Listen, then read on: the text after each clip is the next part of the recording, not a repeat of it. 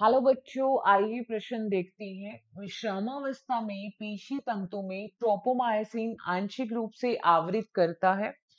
पहला विकल्प है ट्रोपोनिन पर कैल्शियम बंधन स्थलों को, दूसरा है मायोसिन पर एक्टिन बंधन स्थलों को, तीसरा है एक्टिन पर मायोसिन बंधन स्थलों को और चौथा है एक्टिन पर कैल्शियम बंधन स्थलों को।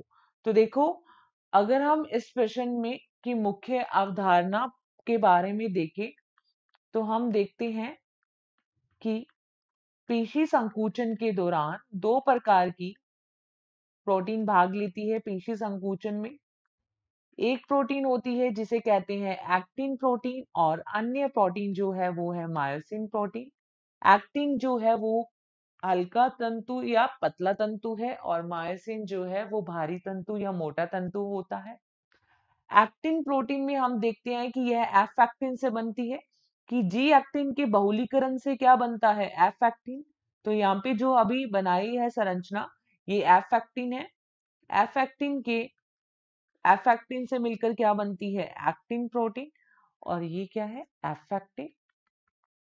और एफ एक्टिन के अंतरालों पर पाई जाती है यहाँ पे इस तरीके से समूह में, जिसे कहते हैं ट्रोपोनिन प्रोटीन।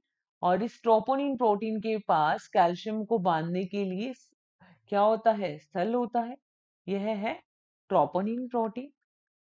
ट्रोपोनिन प्रोटीन हम देखते हैं कि एफ एक्टिन के मध्य में जो संरचना पाई जाती है उसे कहा जाता है ट्रोपोमायोसिन।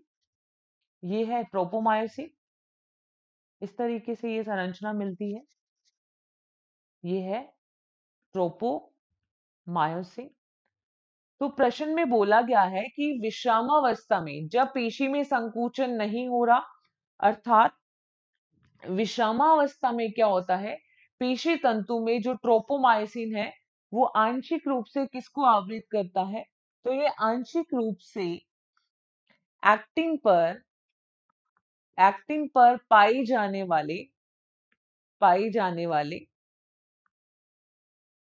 मायोसिन बंधन स्थल को, मायोसिन बंधन स्थलों को आवृत करता है, को आवृत करता है। क्योंकि हम देखते हैं कि जब एक्टिन और मायोसिन के बीच में बंध बनता है तो पेशी में संकुचन होता है, परंतु विश्रामावस्था के समय ट्रोपोमायोसिन जो है वो आंशिक रूप से एक्टिन पर पाए जाने वाले मायोसिन बंधन स्थल को आवृत कर लेता है। तो इस प्रश्न का सही उत्तर आएगा केवल विकल्प तीसरा या सी। आशा करते हैं आपको इस प्रश्न का उत्तर समझ में आया होगा। धन्यवाद।